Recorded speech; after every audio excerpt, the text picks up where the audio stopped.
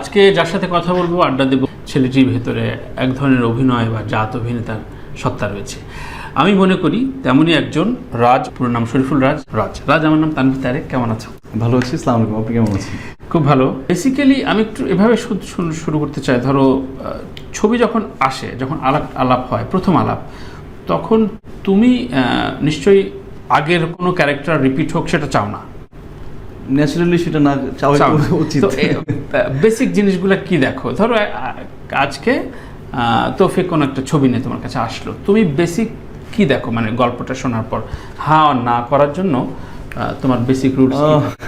আসলে আমি স্ক্রিপ্ট পড়ার পর আমার এক ধরনের ফিলিংস হয়, বা আমার যারা স্ক্রিপ্ট লিখেন তার লেখার ধরনের সাথে আমার এক ধরনের অ্যাডজাস্টমেন্ট হয়। আচ্ছা, ওই ফ্লোতে আমি থাকার ট্রাই করি, তো ওই ফ্লোটাই আসলে আমাকে এক ধরনের ফিলিংস ক্রিয়েট করে। আচ্ছা। যে কারণে আমার আসলে সিনেমার স্ক্রিপ্টের প্রতি এক ধরনের মুগ্ধতা আসে, ওই জায়গা থেকে আমি চুজ করি আসলে। পুরো গল্পটা শোনার পর তুমি সময় নাও নাকি সরাসরি বলো যে হ্যাঁ আমি করছি? এটা ডিপেন্ড করে মানে কার সাথে। যেমন আমার এটা হয় সেলিম ভাইয়ের সাথে কাজ করতে গেলে আমি খুব কমফোর্ট জোনে থাকি, সো আমি জানি যে সেলিম ভাই কেন আমাকে ব্ল্যাঙ্ক চেকের মতো। হ্যাঁ একদমই, মানে একটা কাজের জন্য ডাকছেন, এটা ডিপেন্ড করে কে কিভাবে ডাকছেন। আচ্ছা, আগে থেকে হয়তো খুব ভালো বন্ডিংটাই ক্রিয়েট হয় খুব ভালো সুন্দর করে, সো আমার শুটিং করতে গেলে আরামই লাগে তখন। হিরোদের যে বিষয়টা খুব খেয়াল রাখতে হয় লুক চেঞ্জের ব্যাপারটা। এই লুক চেঞ্জ টোটাল টিম থেকে শুরু করে সব কিছুতে নিজের প্রতি নিজে কতটুকু কনসার্ন থাকতে হয়? অনেক, আমার মনে হয় এটা অনেক কনসার্ন থাকতে হয়। আর যেহেতু আমার অনেক খুবই প্রথাগত কাজ থেকে বাইরে গিয়েও আসলে আমি অনেক ধরনের কাজের সাথে আমার ইনভলভমেন্ট হয়, বা আমার নিজের অভিজ্ঞতা ছিল এরকম কাজ করার। সো আমি কনসার্ন থাকি অনেক। মানে আমি খুবই মানে আশ্চর্য হয়ে বলছি যে কাজল রেখায় যে রাজকে আমি দেখছি, ওমরে একদম ডিফারেন্ট, আবার তো একদম ডিফারেন্ট। এই কোনো রেফারেন্স রাখো কি না?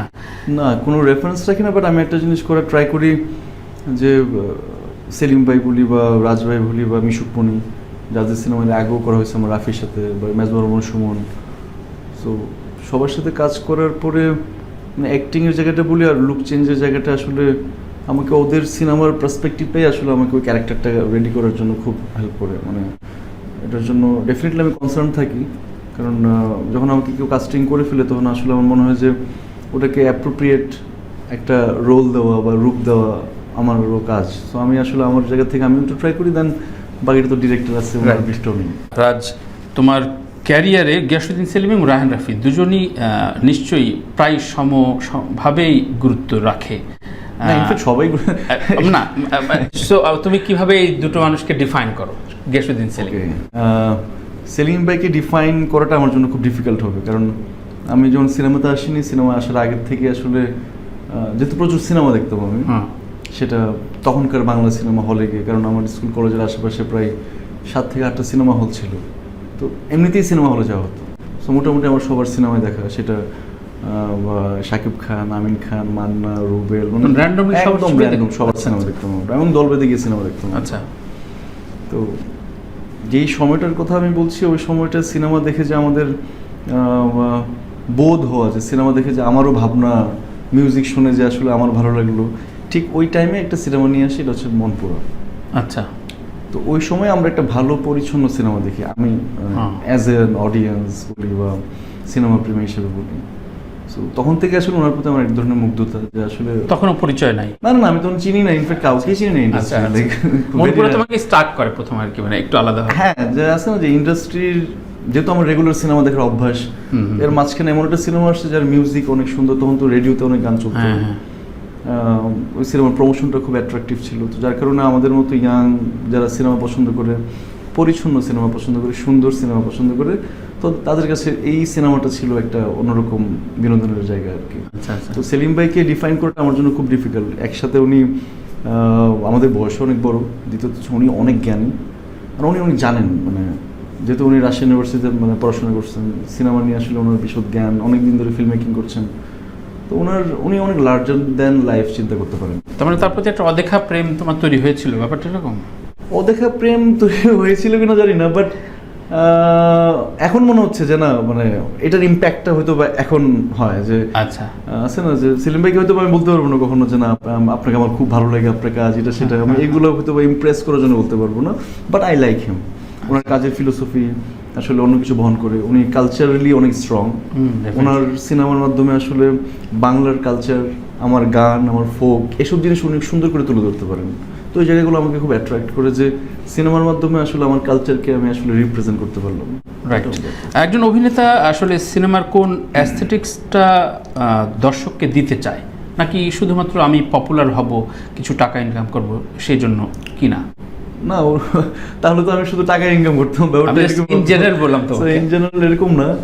আমার কাছে মনে হয় যে হ্যাঁ, টাকাটা তো ডেফিনেটলি ফ্যাক্ট, ডেফিনেটলি মানে অফকোর্স ফ্যাক্ট। সো আমার মনে হয় যে আমি আসলে কাজটা করার জন্য কাজটা করি আগে। আচ্ছা। কাজটাতে আমার আসলে আমার স্যাটিসফ্যাকশন কতটুকু, আসলে আমি এটাতে কোপ আপ করতে পারবো কিনা, বা আমি যেটাতে ইনভলভ হচ্ছি সেটা আসলে আমি ডিরেক্টর যেভাবে যাচ্ছেন বা উনি যে প্ল্যান করেছেন ওই প্ল্যানের সাথে আসলে আমি মার্চ করতে পারবো কিনা, ওইটা আমার চিন্তা ভাবনা থাকে, এছাড়া অন্য কিছু না। রাজ, এই সিটে ধরো সমসাময়িক বা পুরনো অনেক ডিরেক্টরই এসছেন, কথা বলেছেন, সেক্ষেত্রে বলেন যে কিছু কিছু ক্ষেত্রে শরীফুল রাজ খুবই স্পেশাল, শরীফুল রাজকে ছাড়া ভাবা যায় না। আবার কিছু কিছু ছবির ক্ষেত্রে রাজের বিকল্প আছে বা অন্য কেউ হলে ভালো হয়। নিজের মধ্যে কি এটা বোঝা যায় আসলে অভিনেতার কোনো জনরা থাকে কিনা, নাকি কোনটা কিভাবে বোঝো যে আমাকে এখন এই ইমেজটা দিলে ভালো হয়? না, আমি তো ওভাবে ভাবি না কখনো, কারণ ওইভাবে ভাবি না বলেই আসলে আমার হাওয়া করা, ওইভাবে ভাবি না বলে আমি পরাণ করা, মানে আমি একটা হচ্ছে তার একটা ডিফারেন্ট। হ্যাঁ, মানে আছে না যে আমি ওইভাবে ভাবি না, কারণ আমার কাছে যখন আসলে সেটা যে কোনো ধরনের স্ক্রিপ্ট হোক, সেটা অফ ট্র্যাকের হোক বা রেগুলার কমার্শিয়াল সিনেমা হোক বা যে কোনো ধরনের জনরা হতে পারে, সো আমার মনে হয় যে আমি open for like every genre. So আমি ওইটাই করে যাচ্ছি এখন পর্যন্ত। আসলে আমার মনে হচ্ছে এক্সপেরিমেন্টাল ওয়ার্ক আমার নিজেরও আসলে জানাশোনা হচ্ছে, কারণ আমার অ্যাক্টিং নিয়ে কোনো পড়াশোনা নেই, অ্যাক্টিং নিয়ে আমি জানতাম না, ইনফ্যাক্ট আমার কোনো প্ল্যানও ছিল না লাইফে। সো এই যে কাজগুলোই আসলে আমাকে এক ধরনের স্কুলিংয়ের মধ্যে দিয়ে নিয়ে গেছে, তো যেটা আমাকে অনেক হেল্প করছে।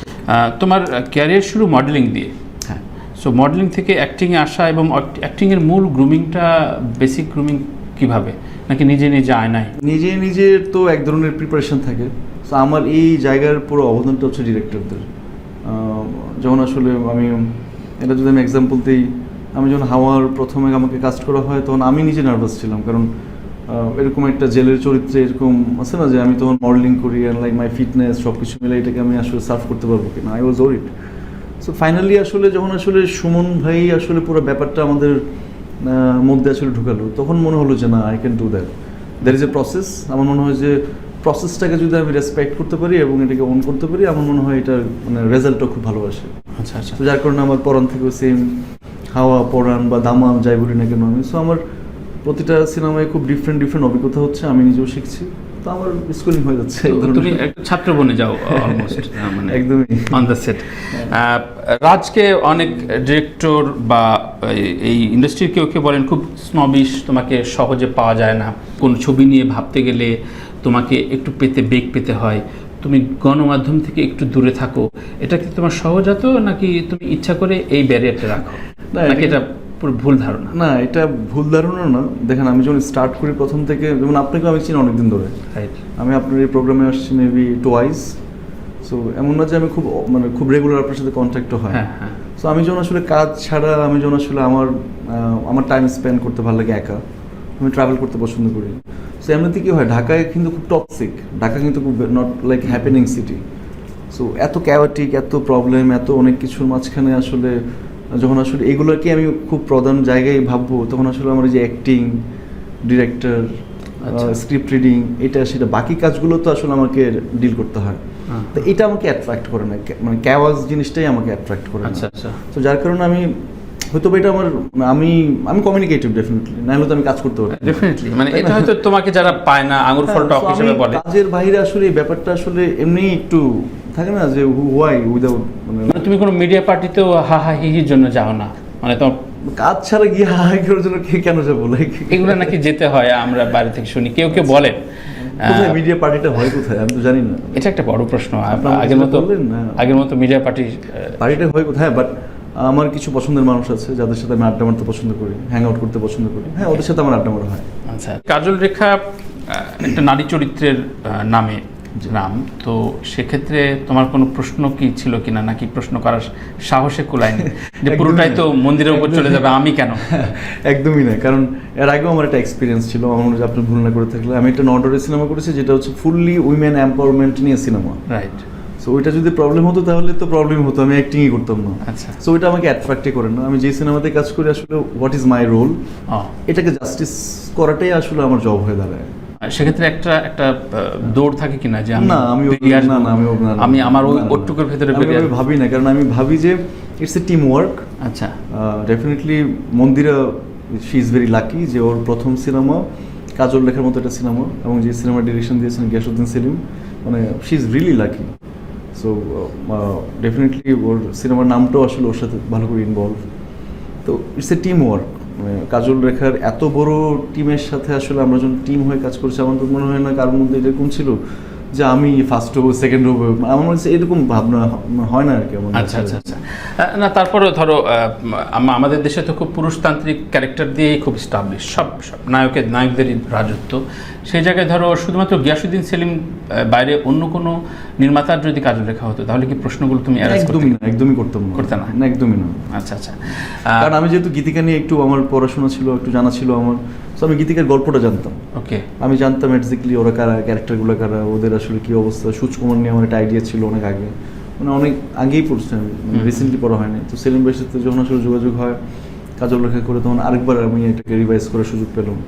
কারণ সুচকুমার ক্যারেক্টারটা আসলে খুবই আমাদের রূপকথার একটা খুব ভালো ক্যারেক্টার, মানে তো আমার মনে হচ্ছে যে ওইটাকে আসলে জাস্টিস করা উচিত। আসলে কমার্শিয়াল ভাইব আর ফেস্টিভ ভাইবটা আমি কম বুঝি প্রথমতই, কারণ এটাও আমার একটা রিসেন্টলি এক্সপিরিয়েন্স। কারণ আমার ব্যাক টু ব্যাক যখন পরান রিলিজ পাই ঈদের, আর ঠিক পরে রিলিজ পাই ফেস্টিভ ছাড়া হচ্ছে হাওয়া। হাওয়া ইভেন ওয়ার্কড, পরান ইভেন ওয়ার্কড। তো আমি আসলে ডিফাইন করতে চাই না, ডিফারেন্সিয়েট করতে চাই না যে ওটা কমার্শিয়াল সিনেমা, এটা কমার্শিয়াল সিনেমা না। তো আমি যে কোনোভাবে যে কোনো গল্প দিয়ে মানুষকে এন্টারটেইন করতে পারি। রাইট। মডেলিং থেকে যখন আসলে অভিনয়ে কাজ করছো, তখন কি মনে হয়নি যে আমি যদি ফেল করি এক দুইটা ব্যাক ফুটে চলে যাবো, ব্যাপার কি? নাকি একদমই মনে হয়েছে, অনেকবার মনে হয়েছে। স্পেশালি তো মনে হয়েছে প্যান্ডেমিকের সময়, লাইক অনেক হরিবল ছিল ব্যাপারটা। কারণ প্যান্ডেমিকের আগে আমার সিনেমাগুলো করা, পরান, হাওয়া। সো প্যান্ডেমিকের পরপর যখন আসলে I thought like cinema industry অ্যারাইজই হবে না আর কোনোদিন। কারণ ইভেন লাইক আমি পরান হাওয়ার কথা ভুলেই গেছি ততদিন। আচ্ছা আচ্ছা। মানে সিনেমা ইন্ডাস্ট্রি দাঁড়াবে কিনা এটা নিয়ে সন্দেহ ছিল। মানে এটা আমার তখন মাইন্ডই নেই তখন। প্যান্ডেমিক, এত বাজে অবস্থা, দেন সিনেমা হলে সিনেমা আসবে, মানুষ আবার কাম ব্যাক করবে, মানে এটা তো আসলে দূরদর্শী চিন্তা ভাবনা, অ্যাটলিস্ট আমার জন্য। সো আই ওয়াজ ডিপ্রেসড, মানে হাওয়া পরান নিয়ে আমি ডিপ্রেসড না, আসলে হোয়াট উইল নেক্সট এটা নিয়ে আমি খুব টেনশনে থাকতাম। আসলে এটা আমি ঠিকঠাক হবে তো সব কিছু। সো ফাইনালি যখন আসলে এই সিনেমাগুলো আসলে আমাকে আবার একটা রিদম দিল যে না, ওকে ফাইন, আচ্ছা আচ্ছা, লেটস স্টার্ট এগেইন। অনেকেই বলেন যে শাকিবকে না পেলে এখন শরীফুল রাজের শিডিউল চাওয়া হয়। এই চাওয়া বা এই টপিকটা তোমার কাছে কতটুকু আনন্দ দেয়? আমি শুনি না, আমি আপনার কাছ থেকে শুনলাম। তুমি আমার থেকে শুনলে? হ্যাঁ, আমি কখনো শুনিনি ওরকম করে, কোনো সারফেস সাউন্ডে তুমি কিছু শুনো নি? যেমন ধরো কবিতে অনেক রকম রিমার্ক ছিল, এটা কলল ভাই শাকিবকে নিয়ে ভেবেছিল প্রথম দিকে, হয় নাই ব্যাটে বলে রাজকে নিয়ে করছে। সেটা তো ডিফারেন্ট কেস। কারণ যখন আসলে এমনও তো অনেক সিনেমা আছে যে আমি করতে পারিনি, আমার সাথে আমার কাছের বন্ধু তার কাছে সিনেমাটা করলো, এটা হতেই পারে। এটা ওয়ার্ল্ড ওয়াইড আমার মনে হয় যে পাশের দেশেও সেম, বাইরের দেশেও সেম। কারণ স্কেজুলের ব্যাপার থাকে, টাইমের ব্যাপার থাকে, সব কিছু মিলে আসলে যখন আসলে আমার সাথে না হয় তখন আসলে একটা ডিরেক্টর বা প্রডিউসার তো আরেকজনকে দরকার। রাইট। তার মানে এটুকু তো নির্ভরযোগ্যভাবে বলা, আত্মবিশ্বাস থেকে বলা যায় শাকিবের একটা প্যারালাল বিষয় বাংলাদেশে তৈরি হচ্ছে, হওয়াটা তো উচিত।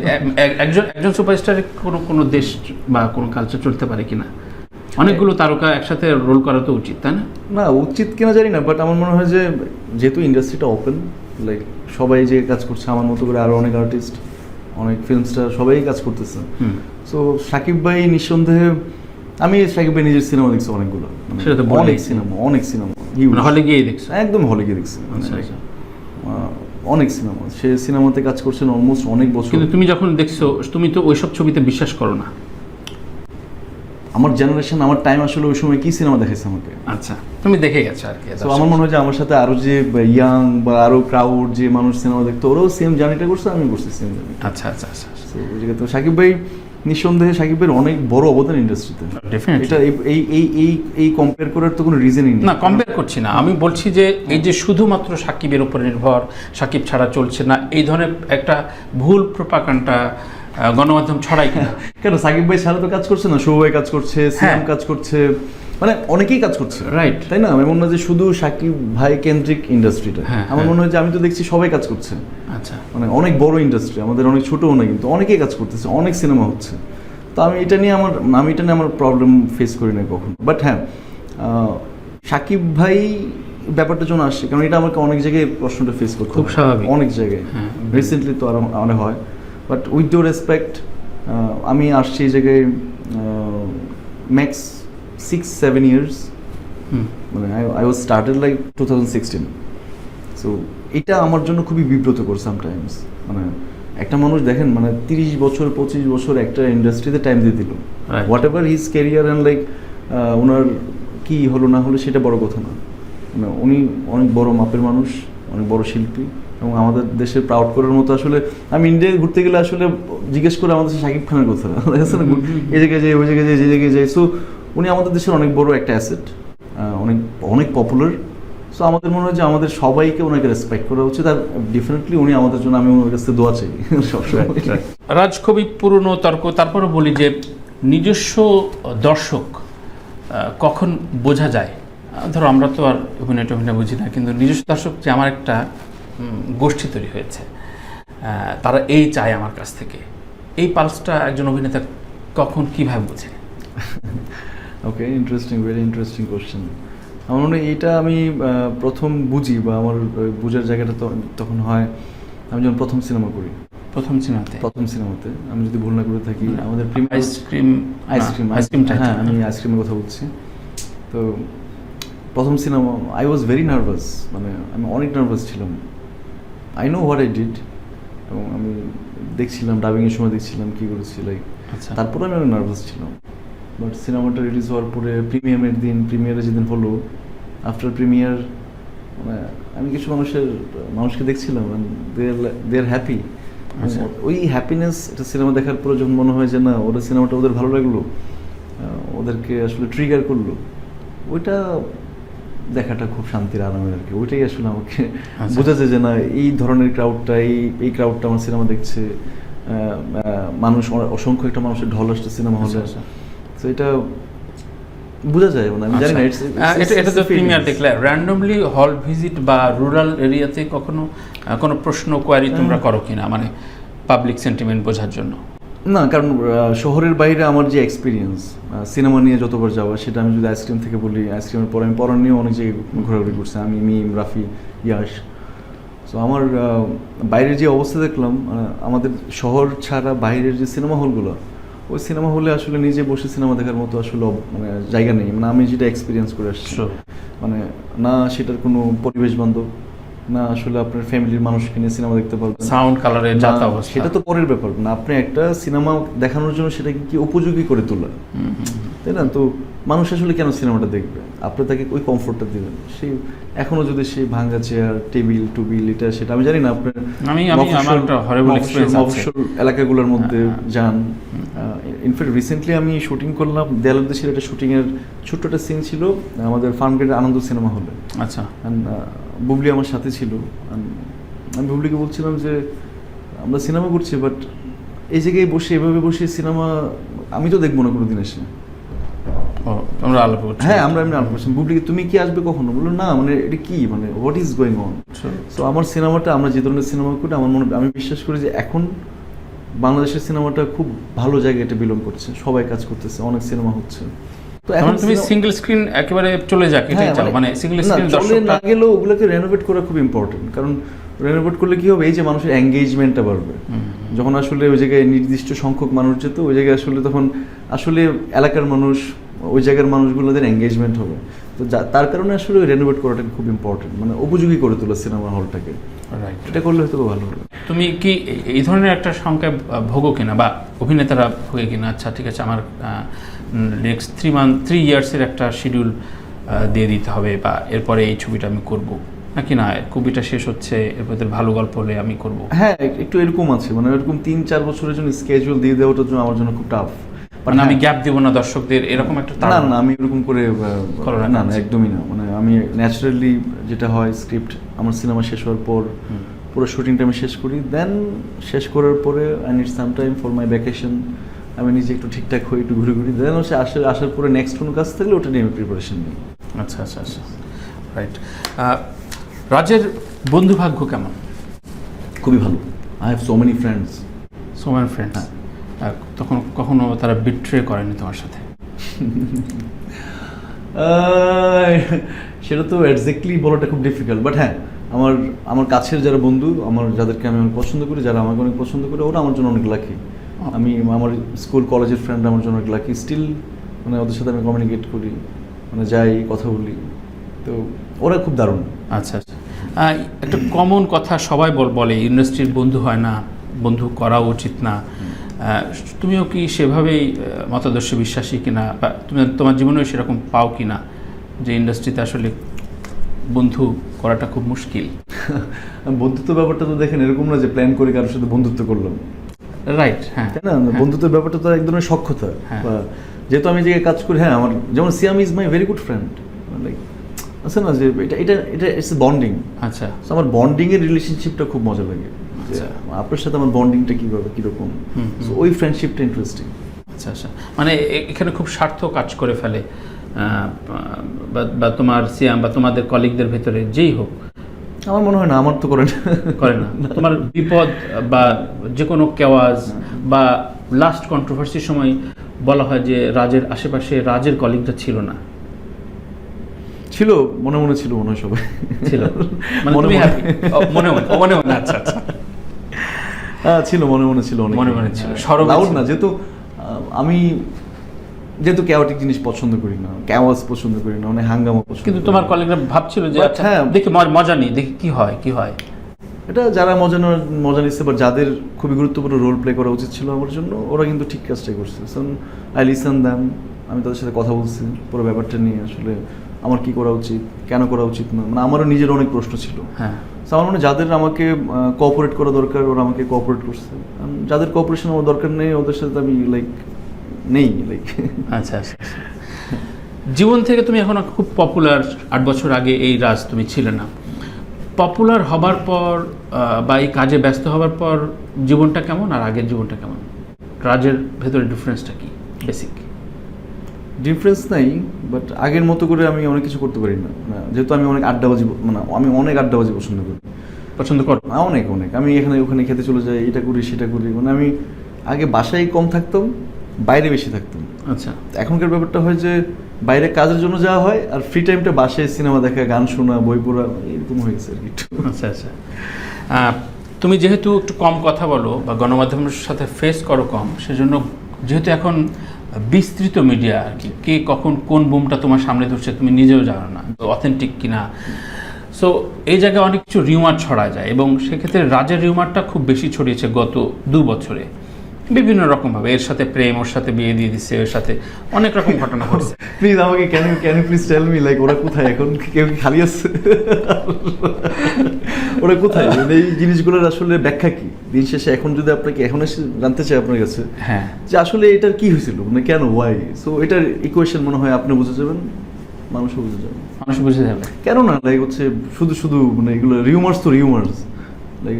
আমার মনে হয় যে আমি আমার আশেপাশের মানুষ, আমি যখন প্রেম করছি সবাই জানতো। মানে তোমার কাছে কি মনে হয়েছে তুমি মিডিয়া রেগুলার ফেস করো না বলে এগুলো বেশি ছড়িয়েছে, এরকম কখন মনে হয়েছে? মেবি না, বদার করি না, বাট আমি এমনিতে অনেক ওপেন, মানে আছে না যে আমি কাউকে ডেট করছি বা প্রেম করছি বা হোয়াটএভার, লাইক মানে এটা গোপনে বিয়ে করেছি, মানে এভরিবডি নোজ দ্যাট, না? রাইট, হ্যাঁ একদম। মানে সেকেন্ড বিয়ে যদি করতে থাকো, সেটা 8 বছর পরে 8 বছর পরে তুমি ওপেন করবে না। ওকে, না, ওটা আমি ওরকম করে প্ল্যানই করছি না এখন পর্যন্ত, বাট প্ল্যান করছো না? না, প্ল্যান করছি না। প্রেম বা গভীর প্রেম বা প্রণয় একজন স্টারডমকে ক্ষতি করে কিনা? এটা ডিপেন্ড করে। তুমি তো একটা জীবন বয়ে গেছো, তোমার ক্ষতি হয়েছে? ক্ষতি, আসলে লাভ ক্ষতির ব্যাপারটা দিয়ে তো আসলে এই জিনিসটাকে আমি ডিফাইন করতে পারবো না। তোমার চরিত্রের সাথে ইনভলভমেন্ট, ছবির সাথে ইনভলভমেন্ট, এক ধরনের হ্যাঁ, I suffered maybe, mentally disturb থাকতে হয়তো। হ্যাঁ, ওটার কথাই বলছি আমি, অন্য কিছুর কথা আমি চিন্তা করছি না বা বলছিও না। মানে আমি বললাম যে আপনার জন্য আসলে মেন্টালি কোনো কারণে ট্রমাটাইজ থাকবেন, মেন্টালি ওকে থাকবেন না, এটা কিন্তু সব কিছুর উপর ইম্প্যাক্ট করে। সেটা আমি অ্যাক্টিং করে বলছি তার জন্য না, যে কোনো কাজে। একজন ব্যাংকে জব করে উনি মেন্টালি স্ট্রেস থাকলে আসলে প্রপারলি ওটা করতে পারবে না, ইনফ্যাক্ট আপনিও না একদম। তো মেন্টালি ওকে থাকাটা খুব ইম্পর্টেন্ট, যে আই এম ওকে। আচ্ছা আচ্ছা। এরপরে ধরো সম্পর্ক বা সম্পর্ক যখন দুঃসম্পর্ক হয়ে যায় তখন একটা নানা রকম কেওয়াজ ছড়ায়, সেই কেওয়াজে ইমেজগত একটা ক্ষতির কারণ হয়ে যায়। পরি একজন কথা বলছে, তোমার বন্ধু কথা বলছে, তাতে তোমার যে ইমেজের যে প্রভাবটা পড়ছে, তোমার কি মনে হয় যে আমি আমার ক্যারিয়ারে এটাতে কোনো বাধা হবে না? ক্যারিয়ারের বাধার কথা বলবো না, আমি অন স্ক্রিন খেলে দেবো, ব্যাপারটা কি এরকম? না, ব্যাপারটা এরকম না। মানে আমি অন স্ক্রিনের কথা তো পুরোটাই আলাদা।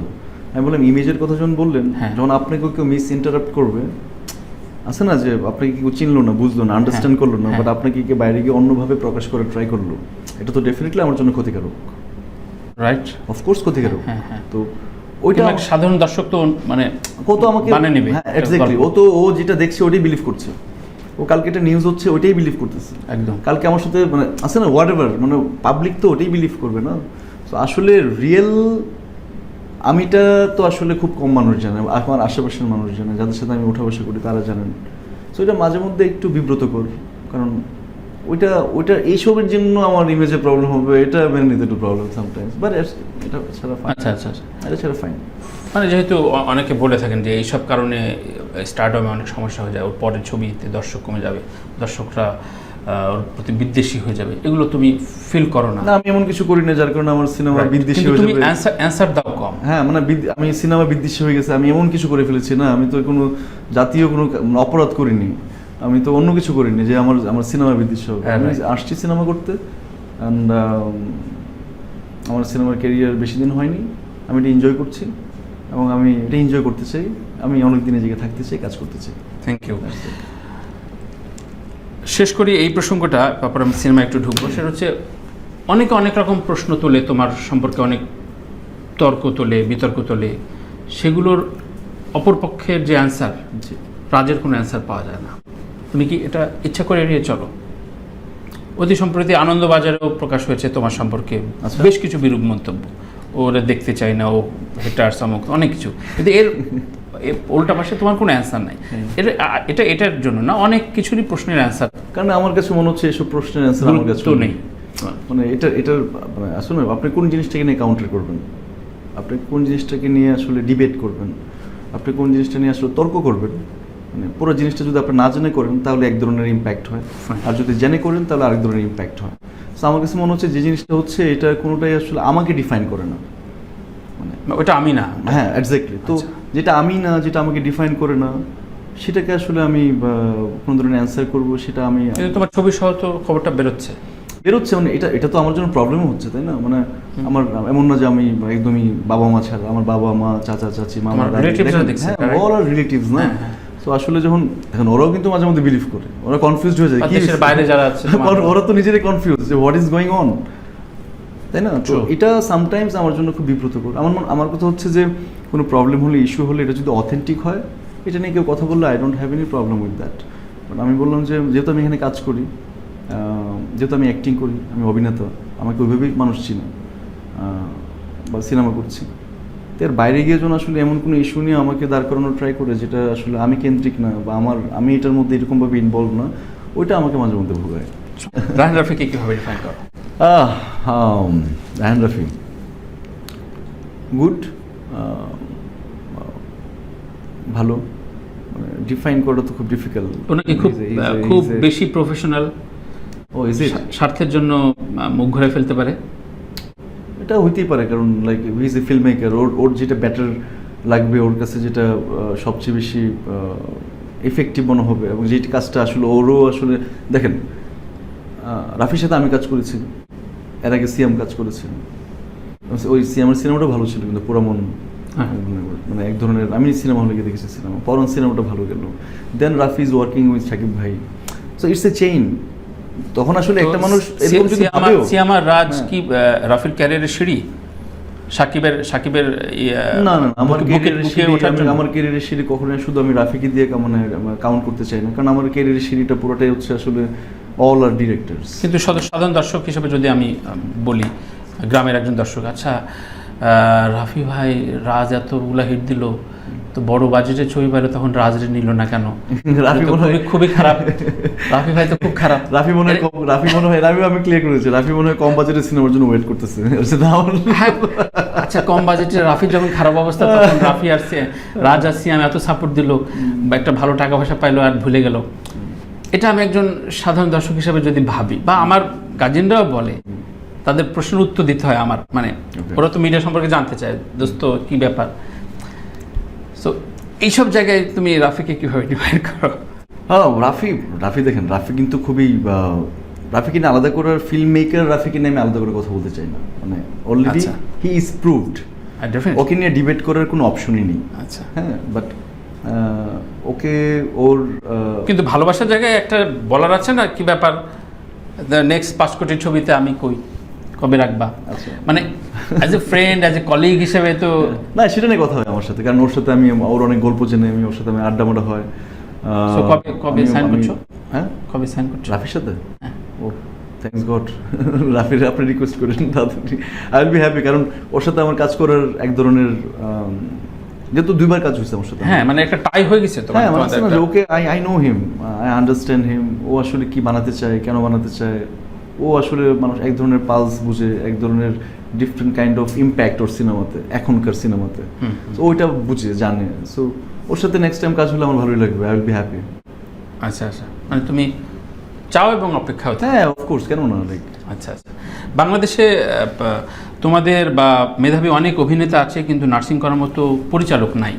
এটা অনেকেই বলেন, পরিচালকদের সংকট, আমাদের প্রচুর হিরো কোথায়? আমি তো দেখলাম আমার যত কাজ করছে আমাকে ওরা নার্সিং করে ঠিকঠাক, এই যে আপনার সামনে বসে আছি বিকজ অফ মাই ডিরেক্টরস। আচ্ছা, তোমার মনের মতো কাজ? হ্যাঁ, আমি তো করছি, করছে। হ্যাঁ আমার হচ্ছে, আমি করছি, মানে আমি ভালো লাগছে আমার। আচ্ছা আচ্ছা, এবং ইন্ডাস্ট্রি যে গতিতে এগোচ্ছে, সাফল্য ব্যর্থতা, তাতে তুমি হ্যাপি? এখন আমি হ্যাপি না, বাট এই ব্যাপারটা যেই জায়গায় দাঁড়ালো, দেখেন এখনকার একটা সিনেমা রিলিজ হলে আমেরিকায় সিনেমা দেখছে, অস্ট্রেলিয়ায় সিনেমা দেখছে, কানাডায় সিনেমা দেখছে, ওই জায়গায় সিনেমা দেখছে।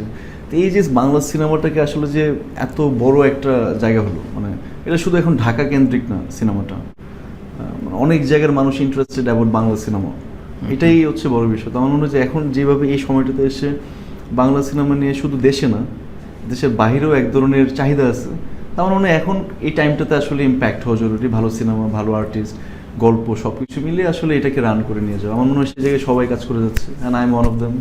রাইট, খুবই দারুণ বলছো।